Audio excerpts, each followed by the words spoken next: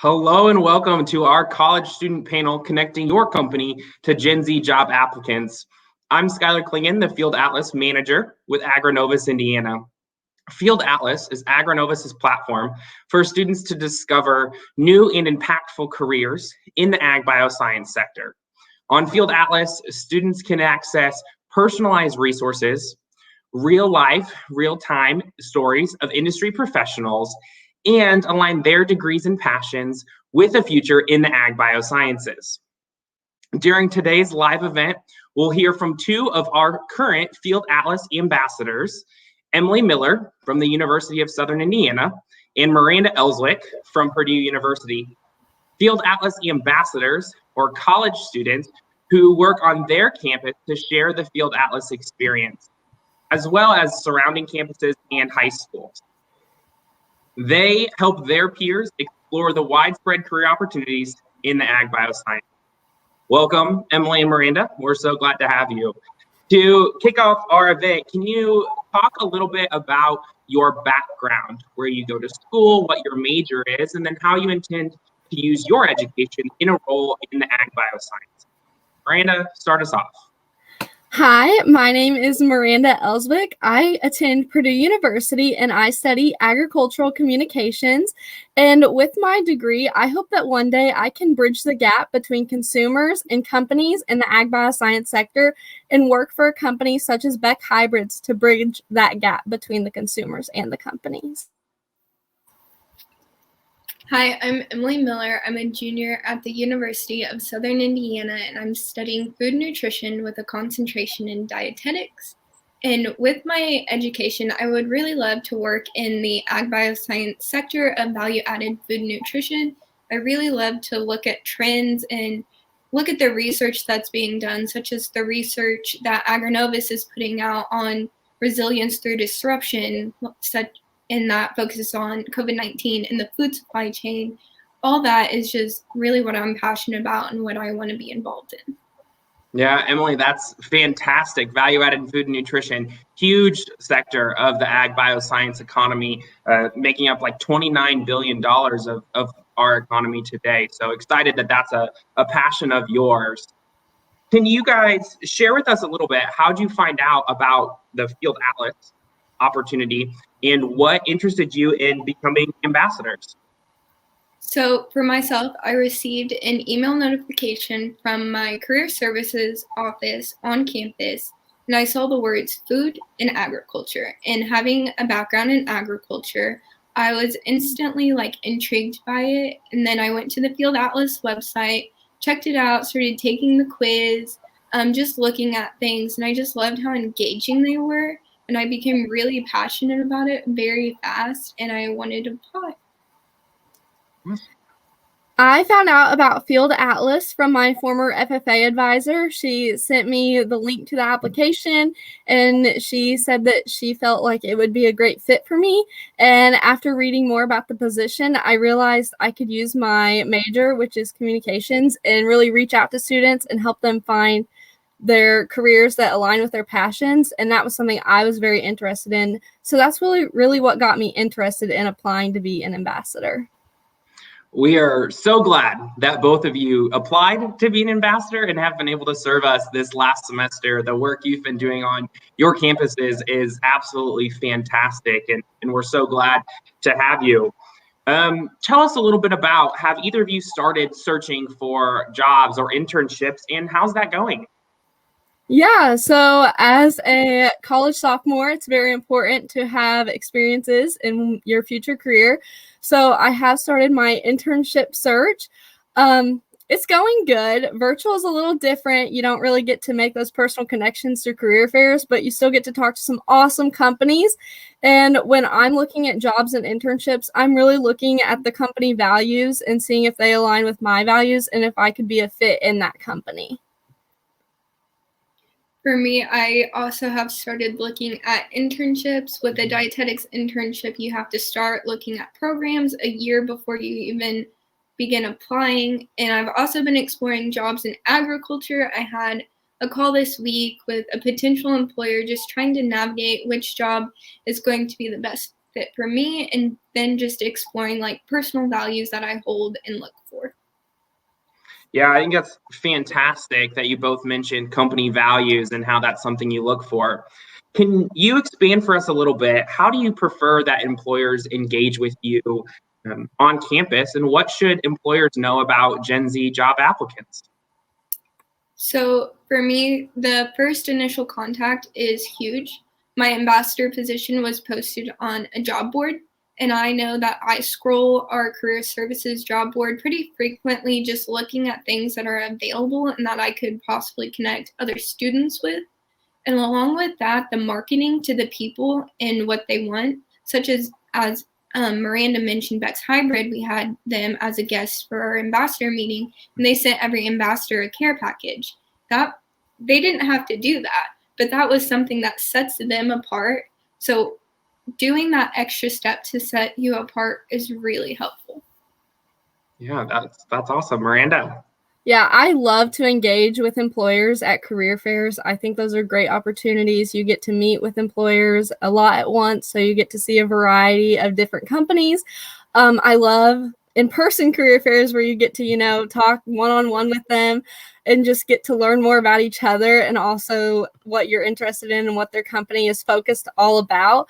I also really appreciate when companies come to student organizations and present. I think that is such a big, a great deal, and they get to talk to us, and it's very specialized what our student organizations are about. So, we are interested in what they're doing, and it's really nice to learn about the company, and it shows a lot of effort on their part to come talk to us and spend time talking to us.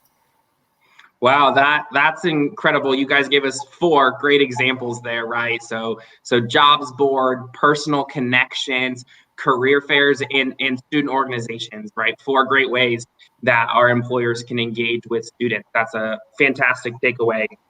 So from your previous experience, what are some things that set different programs apart that you would be looking for when you're searching for internships or entry-level positions? Something that sets programs apart for me is really great communication. So I know at AgriNovus, I could at any time email Mitch, who is our CEO, and get a response. And that's something that is completely different from other companies. Some companies don't have that opportunity. So I think having a company where I could reach out to anyone in the company and get a response is something that's super important as an intern or as an entry-level position. Yeah, I completely agree with Miranda. And to build on that, feeling valued in the company, like we get emails weekly from Mitch, our CEO, about what is happening in our company. And it is so nice to get those and feel like even though we are college interns, we hold some of the same values as board members. And along with that, AgriNovus and Field Atlas is really good about professional development. I had the opportunity to speak with Courtney Kingery of Indiana Corn and Soybean to just grow my network and to get career advice, and just it's nice to feel like you're more than just working for a company. They want you to succeed too. Yeah, that's fantastic. So feeling valued in an organization, having those open communications throughout, that's really good things to definitely be looking for as you're exploring. So we had a question come in here. What specific values, you both talked that you look at values in different companies. What specific values do you look for? Do you kind of zone in on?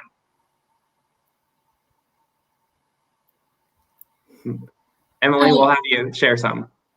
I think just kind of going along with the last question, putting value in the employees. Like if they believe in their employees and are willing to back them and support them through and through. And I just think the communication and the relationship between a CEO and an employee is so powerful. If you are gonna have that open communication and be involved in your employees, then they're gonna be more passionate to work for you and produce good, impactful work. Yeah, certainly. Miranda, anything to add to that? Yeah, I completely agree, Emily. That's a great answer. I really look for a company that's going to advance me long term. So, in the future, will I be able to set goals and reach them? are they going to allow me to go higher up into the company? So just kind of allowing me to have personal growth within a company is something I value in a company. Yeah, that's perfect. So Miranda, you mentioned this kind of virtual environment a little bit. What hurdles are you guys finding when navigating the virtual job or internship search? What's that like? For me personally, hurdles in this have been time zones. Indiana loves to hop around. It gets confusing, but just being organized helps. And then the little technical details are a little challenging. And I think that conveying yourself on a virtual platform is also a challenge. You may be really excited and passionate about something, but if you're not in person to feel that person's energy, then it can really affect like how you come across. Yeah, I definitely agree. I think it's hard to connect personally over Zoom or over a platform online. You know, you don't get to see their nonverbal cues. You don't get to see how they're acting. You know, are they facing towards you? You don't get to really see that, or if they're actually interested. So just having that personal connection over Zoom's kind of hard. And that's a pretty big hurdle right now as we navigate internships. Yeah, that's definitely something that I think echoes across all things virtual, right? That personal connection piece, everyone is longing for and needing back. So I can only imagine what that's like in the job search arena right now. So once you find a job, you know, you've read the job description, it's something that you're interested in. What makes you want to take that next step and actually apply? Yeah, like I said earlier, I'm going to apply to a company where I can see myself growing as an individual and professionally. So I think that's something I value. I value company culture. I want to be surrounded by people who are innovative, who are excited about what they're doing. So I think that's super important when you're trying to find a job that you want to apply for. I think impact is huge. If you're looking at companies and looking at the impact they're having, you want to get in on that. You want to be in the front lines making that impact too, because everyone wants to make a difference in the world. So if a company can help you do that, then I'm instantly going to be more interested in that. Yeah, I think that's great, right? A company that's making an impact, that has a mission that they're really striving for, right? I think all of our ag biosciences are great examples of companies that have a mission that they're striving for it and making an impact are there. So you're in the right area for that, Emily. One question here: what does good employer feedback look and feel like for you, and how does that affect maybe the way that company is perceived by you or your peers?